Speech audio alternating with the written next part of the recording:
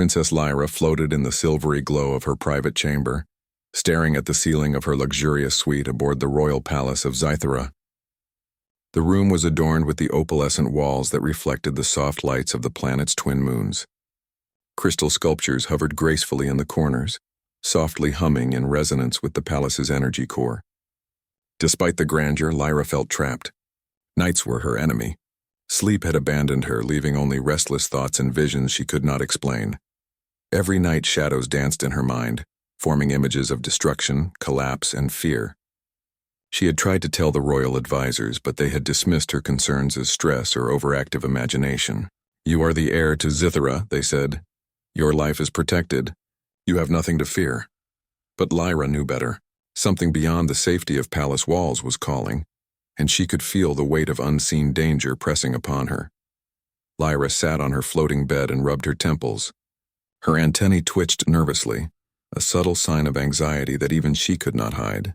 The visions always began with a strange light, a comet streaking unnaturally close to her planet, and then waves of chaos that seemed almost alive, moving with intention. It was not the kind of premonition that one could ignore, and yet, the court insisted on calmness, comfort, and etiquette as if ignoring danger could erase it. That night, her restless pacing was interrupted by the soft hum of the palace communication channel. A message had arrived from the human envoy scheduled to arrive for the diplomatic exchange. Humans were rare in Zytheran society. Their species had long been considered primitive, though their resilience and unpredictability intrigued certain scholars. Lyra was not interested in diplomacy. She was interested in understanding the signs she had been seeing, but curiosity lingered. She allowed the message to open. The video projection displayed a tall man with dark hair, kind eyes, and an easy, confident demeanor. He wore a uniform that spoke of discipline, but was loose enough to suggest freedom of movement. "I am Captain Elias Ward," he said. "I am here to learn, to observe, and perhaps to assist if needed." There was a warmth in his voice that seemed alien among the cold formality of Zytheran speech. Lyra frowned. There was something reassuring about him, something that made the tension in her chest ease slightly. The next day, Elias was escorted through the palace by the royal protocol guides. Lyra watched him from a balcony, observing how naturally he moved, how he noticed small details the guides overlooked, and how he smiled at the palace creatures without fear. It was subtle, almost imperceptible, but Lyra felt a spark of hope. Maybe this human could understand the turmoil that no one else could. That evening, the palace council gathered to discuss interstellar trade agreements. Lyra barely listened. Her mind wandered back to the visions. A flash of light in her mind made her gasp, and the council turned in surprise. "Princess Lyra?" a counselor asked, concern etched on their faces. Lyra shook her head. "I am fine," she said, but the words rang hollow even to her own ears. After the meeting, Elias approached her. He did not bow or kneel as was customary, but instead offered a calm nod. "Princess Lyra, I noticed you seemed distracted," he said gently. "If you need someone to talk to, I can listen." Lyra blinked. This was not the usual approach.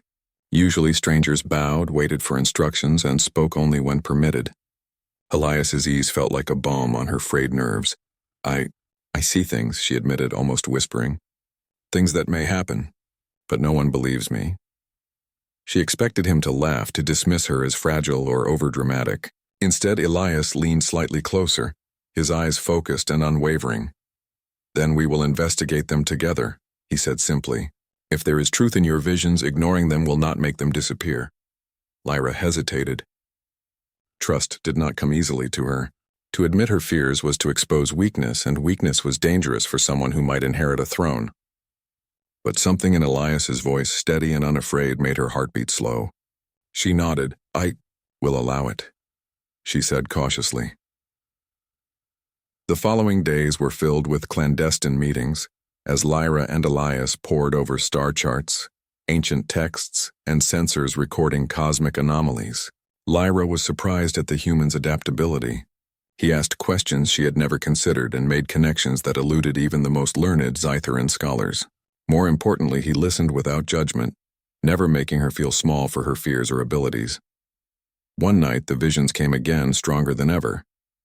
Lyra saw a glowing streak of energy hurtling toward the planet.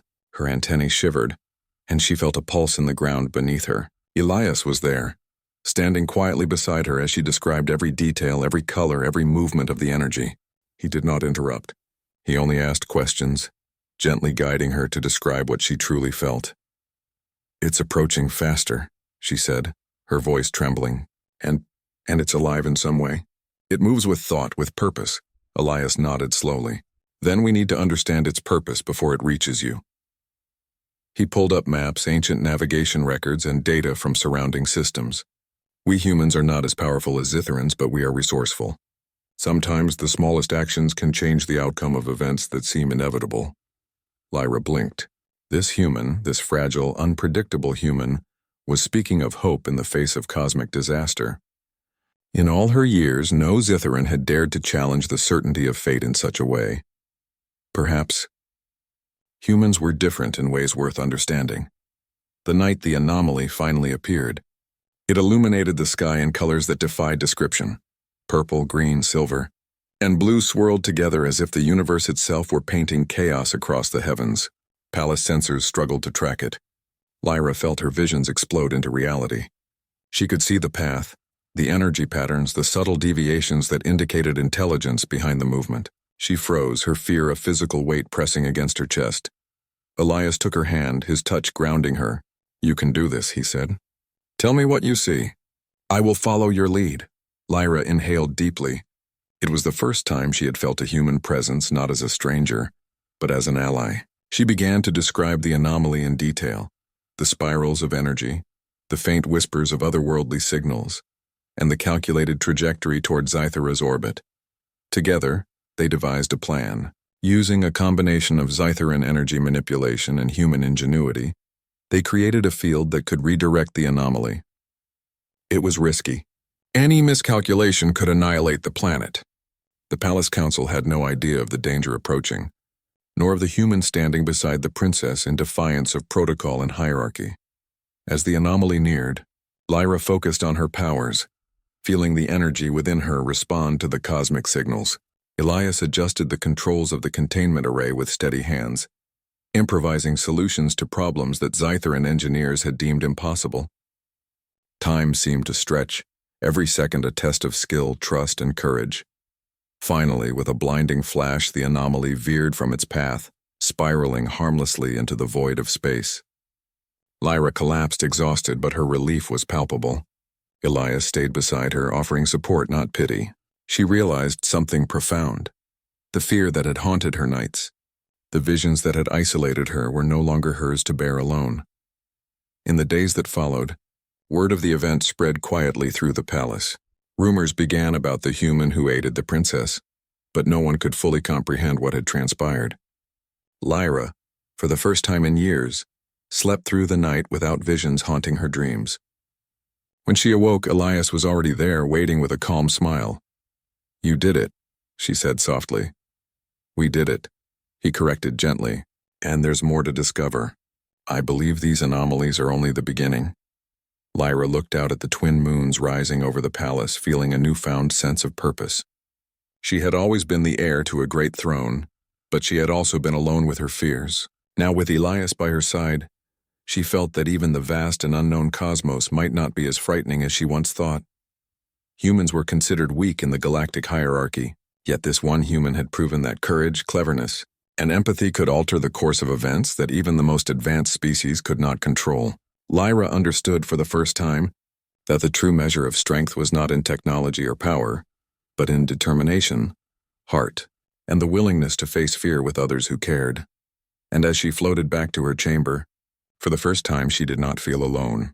The restless nights might return, but she was ready to face them, not just with her own power, but with the unexpected heroism of one remarkable human who had altered her fate forever. The stars outside glimmered, vast and infinite, and in that immensity Princess Lyra realized that even amidst cosmic uncertainty, humanity held a spark that could light the darkest night, and she would not let that light fade. The morning after the anomaly's near collision, the palace on Zythera was unusually quiet. Courtiers whispered about the mysterious human who had aided the princess, though no one fully understood how it had happened. Lyra, however, did not care about whispers or intrigue. Her visions had not ended. In fact, they had grown stronger. Every flicker of light, every cosmic disturbance seemed to call to her, and she could feel that the danger extended far beyond her home planet. Elias stood at her side as they studied the star maps. The human's presence had become a comfort to her, a tether to reality amidst the storm of her restless nights. "We need to leave the planet," he said, pointing at a sector of space where energy readings pulsed irregularly. The anomaly was only the first sign. There are patterns forming, and I think they're connected to the visions you see. Lyra hesitated. Leaving the palace without permission was unheard of for someone of her rank. If discovered, it could spark political outrage. But the conviction in Elias's eyes reminded her of the night they had saved Zythera together.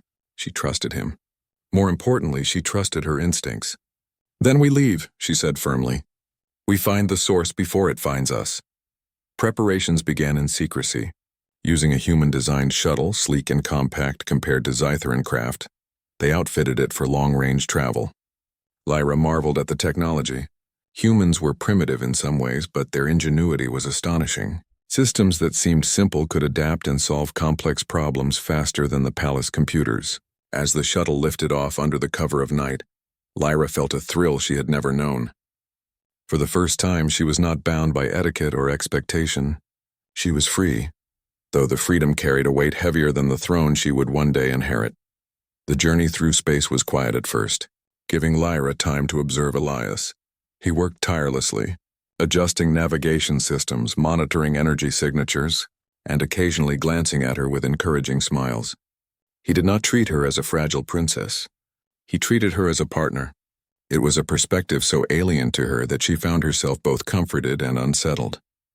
Yet she could not deny the effectiveness.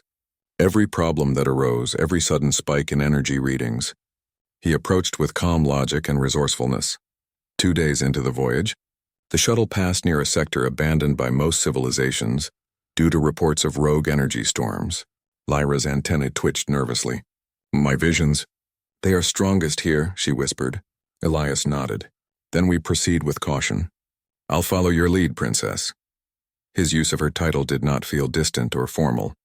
It was a recognition of her authority balanced with genuine respect. The first sign of danger came as a swarm of rogue AI probes, remnants of a long-forgotten war, attacked without warning. They moved in precise patterns, scanning, analyzing, and targeting. Lyra's instincts screamed for defense, but the shuttle's shields were limited. "We need a distraction!" Elias shouted, flipping switches and overriding the ship's systems. Lyra hesitated, then focused on her energy manipulation, sending pulses of light that disoriented the probes. Elias used the opportunity to redirect the ship, weaving through the storm with a combination of human daring and technical skill. By the time the swarm had passed, Lyra was trembling, exhausted from the effort. Elias reached for her hand again, steadying her. "You were incredible," he said simply. "Not just your power, but your control. I've never seen anything like it." Lyra felt a flush of pride. She had always been told her abilities were dangerous, unwieldy, even frightening to others. Yet here, with this human, her strengths were recognized and celebrated rather than feared. Their journey continued, with each day bringing new trials. They encountered rogue traders who tried to steal their supplies, navigated unstable wormholes that threatened to tear the shuttle apart, and deciphered alien signals that hinted at the existence of a secret faction watching them from afar. Lyra's visions guided them, but Elias's creativity and adaptability turned those visions into actionable strategies. One evening, as the shuttle floated through a quiet sector of space, Lyra turned to Elias. "Do you ever think humans are weak?" she asked quietly. "In comparison to Zytherans, to other species, you seem fragile." Elias laughed softly, shaking his head. "Maybe in appearance, but strength isn't just about size or power. It's about persistence, adaptability, and courage. Humans have survived worse than this, and we keep moving forward." He smiled.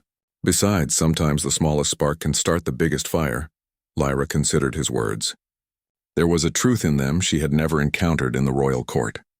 Zytherans prized perfection, control, and power, but humans thrived in chaos. They adapted, improvised, and persevered. Perhaps that was why she had felt drawn to Elias from the beginning. Their next challenge came without warning. A rival alien faction, the Nerithians, had detected the anomaly and sought to claim its power for themselves. Their ships were faster, more heavily armed, and their tactics ruthless. The first encounter was terrifying. Lyra could feel the energy of the Nerithian vessels, cold and precise, almost as if they were extensions of a single mind. The shuttle's shields barely held. Elias took the controls with a calm urgency. "Follow my instructions exactly," he ordered. "We may be outmatched, but we are not outsmarted." Lyra focused her energy, creating blinding pulses that masked their movements. Elias maneuvered through the enemy fleet with daring maneuvers that would have been considered reckless by Zytheran standards, but were effective beyond measure. Each time a ship closed in, he found a way to exploit a flaw, an opening, a momentary lapse in the Nerithian precision. At one point, Lyra's vision revealed a hidden weakness in the enemy formation. She directed Elias to strike, and he adapted quickly, using human ingenuity to turn a desperate situation into a tactical advantage. The Nerithians, frustrated by the unpredictability of their opponents, withdrew to regroup. Lyra, panting and drained, realized that the combination of her alien abilities and Elias's human resourcefulness was formidable. Together, they were more than the sum of their parts. After the battle, Lyra and Elias landed on a remote, uninhabited planet to rest. The air was thin but breathable, and the barren landscape stretched endlessly beneath a sky filled with unfamiliar constellations. For the first time, Lyra felt a strange peace. "I never thought I would find someone who understands me," she said quietly, watching the twin suns set on the horizon. Elias smiled, adjusting the ship's controls for nightfall. "You don't need everyone to understand. You just need someone who respects what you can do and stands with you." His voice was gentle but firm. That's all any of us can ask for, no matter our species. As night fell, Lyra's visions returned, but this time they were not accompanied by fear. She saw the path to an ancient structure at the edge of the galaxy, a nexus of energy older than any known civilization. The structure pulsed with life, its patterns intricate and purposeful. She realized that this was the source of the cosmic disturbances and possibly the key to the future she had glimpsed. "We have to reach it," she said, turning to Elias. "It's the source. If we can understand it, maybe we can prevent the disasters I've seen." Elias nodded. "Then we go, together." The journey to the ancient structure was treacherous. Unstable wormholes threatened to tear the shuttle apart. Gravitational anomalies pulled at their navigation, and remnants of old defensive systems activated unexpectedly. Each obstacle tested their limits, but they persisted. Lyra's visions provided guidance, while Elias's quick thinking and adaptability allowed them to navigate hazards that would have been fatal to less resourceful beings. Finally, after what felt like an eternity, they approached the structure. It hovered silently in the void, immense and awe-inspiring. Its surface shimmered with energy that defied understanding, flowing like liquid light. Lyra could feel its power resonating with her own abilities, amplifying her senses. This was it, the source of the visions, the key to the fate she had been trying to comprehend. Elias studied the structure, eyes wide with curiosity and respect. "It's incredible. I've read about ruins like this, but nothing prepares you for seeing it in person." He turned to Lyra. "Are you ready?" Lyra took a deep breath, her heart steady despite the anticipation. "I don't think anyone could ever be truly ready," she said. "But we have to try. There's too much at stake." With coordinated precision, they navigated the shuttle toward the structure. As they approached, the energy field shifted, responding to Lyra's presence. It was as if the structure recognized her, or perhaps it recognized the potential of her and Elias together. The human's ingenuity complemented her alien power, creating a synergy that neither species could achieve alone. As they entered the outer chamber, the enormity of the structure became apparent. Energy conduits stretched infinitely, and patterns of light flowed in complex designs. Lyra's visions aligned with the currents, guiding her through the labyrinthine paths. Elias followed closely, interpreting. The challenges within the structure were unlike anything they had faced. Moving platforms, shifting energy barriers, and cryptic alien symbols tested both mind and body. Lyra relied on her instincts and visions, while Elias used human logic and creativity to solve problems in unexpected ways. Together they advanced, each obstacle reinforcing the bond. The energy in the central chamber pulsed with a rhythm that seemed alive, vibrating through the very bones of the shuttle, and through Lyra herself. The patterns of light shifted in ways she could feel in her antennae, weaving visions that made her heart race with urgency. This was the source. This was what she had been seeing in her restless nights. The structure held power beyond imagination, a force capable of reshaping worlds or destroying them. Lyra's instinct screamed that one wrong move could obliterate Zythera, their shuttle, and countless neighboring systems. Elias stood beside her, his dark eyes scanning the room, hands moving over controls instinctively. "We don't know exactly what this is," he said, voice calm but tense. "But we do know it reacts to you. We have to be precise." He had been by her side from the beginning, and now his presence steadied her as much as her own resolve did. Lyra focused, sending pulses of energy from her body to interface with the structure. Light flowed around her hands into the walls, responding to her thoughts. The visions that had haunted her nights sharpened into clarity. She saw waves of energy converging on Zythera, anomalies in the orbit of nearby planets, and the distant edges of the galaxy reacting to disturbances she could barely comprehend. Her mind raced, and for a moment fear threatened to overwhelm her. But Elias was there, voice low and steady. "Focus on the patterns, not the fear. We can handle this." Together, human ingenuity and alien power formed a balance. Lyra's abilities shaped the energy currents, guiding them with precision, while Elias calculated trajectories, adjusted containment fields, and improvised solutions to unexpected shifts. The chamber responded, flowing and bending like a living organism that recognized cooperation rather than domination. Then, the true challenge appeared. From a hidden core of the structure, an entity of energy surged forward. It was neither fully alive nor entirely artificial. Its presence was overwhelming, a consciousness older than the stars themselves. It regarded Lyra and Elias, probing their minds, sensing intentions, evaluating worth. Its sheer force pushed them to the brink of exhaustion, and for the first time Lyra's confidence faltered. "I can't control it alone," she whispered, her body trembling. "You're not alone," Elias replied firmly. "We're in this together. Trust yourself and trust me. We can do this." His hand grasped hers, and the connection gave her strength. Together they reached into the currents of the structure, Lyra weaving her alien energy with Elias's human creativity. He manipulated the controls, guiding her energy through patterns she had never imagined. The combination created resonance, harmonizing with the entity rather than clashing against it. The energy entity paused, analyzing the synergy. Then, instead of attacking, it shifted, flowing into a stable pattern that illuminated a pathway deep within the structure. Lyra's visions aligned perfectly with the currents, showing a clear route to the heart of the nexus. It was a signal of acceptance or perhaps recognition. Whatever this entity was, it understood that they meant no harm and sought only understanding. As they advanced, new challenges arose.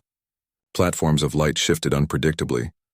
Walls of energy surged without warning, and alien symbols rearranged themselves constantly, like a puzzle designed to test both mind and heart. Lyra relied on her instincts, guiding them through the labyrinth, while Elias adapted at every turn, using logic, quick thinking, and improvisation to navigate paths that no algorithm could calculate. Their teamwork grew stronger with every obstacle, and Lyra realized that courage and trust were as vital as power. Finally, they reached the core chamber. It was immense, a sphere of light and energy suspended in the void. Streams of power spiraled inward, converging into a point that radiated with cosmic knowledge. Lyra felt her visions reach their peak, revealing every threat she had foreseen and every possibility for resolution. She could feel the weight of responsibility pressing down on her like a tangible force. One wrong decision, one miscalculation, could unleash chaos across the galaxy. Elias placed his hands on the control interface, scanning data feeds and recalibrating energy flow. "We can do this," he said, voice resolute. "I don't fully understand it, but I trust you. And I trust that together we can stabilize it." Lyra took a deep breath. She focused on the energy, weaving her abilities with deliberate precision. She felt the nexus respond, its pulses harmonizing with her own heartbeat. Elias guided her, suggesting adjustments, calculating angles, and offering support that turned the impossible into the achievable. For hours they worked, the chamber alive with energy, their minds and wills intertwined with the ancient power before them. Then, at the critical moment, A surge of energy threatened to overwhelm them. Lyra's strength faltered and she nearly lost control. Panic flickered at the edges of her mind. Elias caught her hand, grounding her. "Focus on what you can do, not what might happen," he urged. "We've come this far. We can finish this." With renewed determination, Lyra channeled her energy more precisely, guided by Elias's calculations and steady support. The surge dissipated, folding into the currents of the nexus instead of exploding outward. Light streamed through the chamber, illuminating patterns and symbols that revealed the purpose of the structure. It was a repository of ancient knowledge, a stabilizer designed to maintain harmony across galaxies. It reacted to the intentions of those who interfaced with it, rewarding balance and cooperation, punishing ego and aggression. Lyra understood. The visions had been warnings, yes, but they had also been guidance. Her restless nights had prepared her to confront the Nexus with clarity, courage, and wisdom. Elias's presence had provided the balance she needed, proving that human ingenuity and determination could stand alongside alien power and insight. Together, they had succeeded where alone they might have failed. The chamber pulsed gently as the Nexus stabilized. Lyra felt a wave of relief wash over her, stronger than any she had known. She looked at Elias, eyes shining with gratitude and awe. "We did it," she whispered. "No," Elias replied, smiling. "We did it together." For the first time in her life, Lyra felt completely at peace. The restless nights that had haunted her since childhood had finally lifted. Her visions no longer brought fear, only understanding and clarity. The galaxy was vast, filled with unknown dangers and wonders, but she knew she could face them not alone, but with allies who believed in courage, ingenuity, and hope. The journey back to Zathura was quiet but full of reflection. Lyra studied the stars with a calm mind, feeling a bond with the human who had altered her fate. She no longer saw humans as fragile or inferior. She saw them as resilient, creative, and capable of extraordinary feats. Elias, in turn, had learned to appreciate the depth of Zitharan abilities and the weight of responsibility that came with them. Their partnership had bridged not only species, but the understanding that cooperation could change the course of history. When they returned to Zathura, the palace was buzzing with curiosity and relief. Word had reached the council that the anomaly had been neutralized, but no one knew the details. Lyra entered the throne room calm and poised with Elias by her side. For the first time, the court saw her not as a fragile heir tormented by visions, but as a capable leader who had faced cosmic danger and emerged stronger. "Princess Lyra," the head counselor said, voice tinged with awe. We hear you have succeeded." Lyra inclined her head gracefully. "With the right guidance and determination, success is possible. Sometimes the greatest strength lies not in power alone, but in cooperation and trust." Elias stood beside her, offering a confident nod. "And sometimes the most unlikely individuals, human or alien, can make all the difference." The court murmured, recognizing the truth in his words. Humanity, often underestimated, had demonstrated courage, creativity, and resilience that rivaled the galaxy's most advanced civilizations. Lyra's alliance with Elias was proof that even the smallest spark could illuminate the darkest of nights. That evening, Lyra retreated to her private chamber, no longer haunted by visions. She gazed out at the twin moons of Zathura, reflecting on the journey that had changed her life forever. She thought of Elias, of the courage and ingenuity that humans possessed, and of the bond they had forged through trials and triumphs. The restless nights that had plagued her were gone, replaced with a sense of purpose, clarity, and hope. Elias joined her quietly, standing by the balcony. "Are you ready to sleep tonight?" he asked with a playful smile. Lyra chuckled softly. "Yes," she replied. "For the first time in my life, I think I will sleep peacefully. And when I wake, I will face whatever comes next with strength and trust." He nodded, watching her gaze the stars. "Whatever comes next," he repeated. "And we'll face it together." In that moment, Lyra understood something fundamental. Power and authority were not enough to change the fate of worlds. It was courage, empathy, trust, and ingenuity, the qualities that humans so often underestimated, that could reshape destiny itself.